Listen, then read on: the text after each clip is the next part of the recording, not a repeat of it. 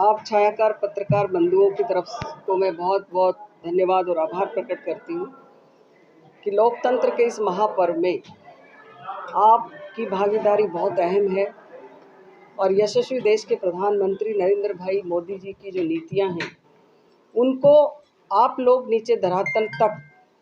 इन कार्यकर्ताओं का सहयोग करके ले जाने का काम करते हैं। रही बात लोकसभा चुनाव की, तो मैं आप सबके माध्यम से बताना चाहती हूँ कि ये जो हमारी 10 की 10 हरियाणा की सीटें हैं, हम इनको बहुत ही भारी बहुमत से जीतने वाले हैं, क्योंकि कांग्रेस या अन्य दलों के पास जिस तरह का हमने अपनी टिकटों का बंटवारा काफ़ी दिन पहले से कर दिया है, हमें किसी का डर नहीं है, चिंता नहीं है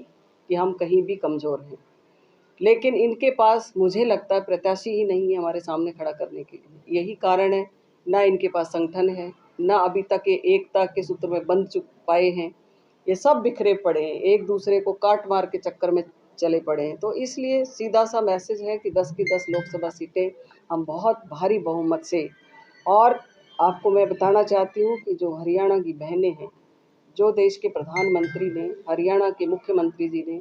मनोहर लाल जी ने और अब नायब सिंह सैनी जी ने जो ताकत और शक्ति महिलाओं को देने का काम किया है, आज से 10 साल पहले का इतिहास अगर आप खोलोगे तो इतना जन सैलाब जो आज यहाँ कार्यालय के अंदर नूह जैसे, जिसको पिछड़ा इलाका कहा जाता था, उस जिले की महिलाएं आज यहाँ कार्यालय में आकर के इतनी शक्ति के रूप में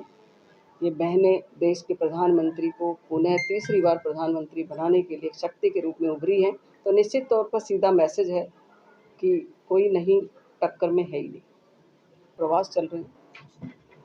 और हमारा उद्देश्य ये है कि जो गांव-गांव में हमारी बहनें रहती हैं,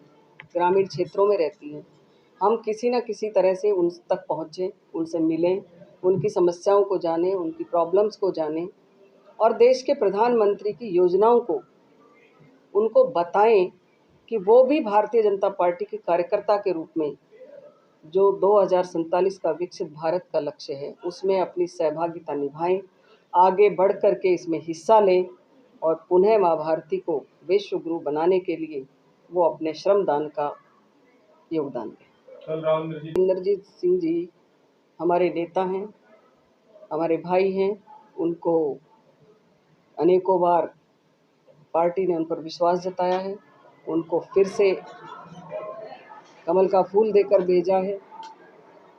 वो विकास पुरुष हैं, उन्होंने बहुत सारे विकास कार्य यहाँ पर किए हैं। तो हमने मातृशक्ति को निमंत्रण दिया है कि वो अपने भाई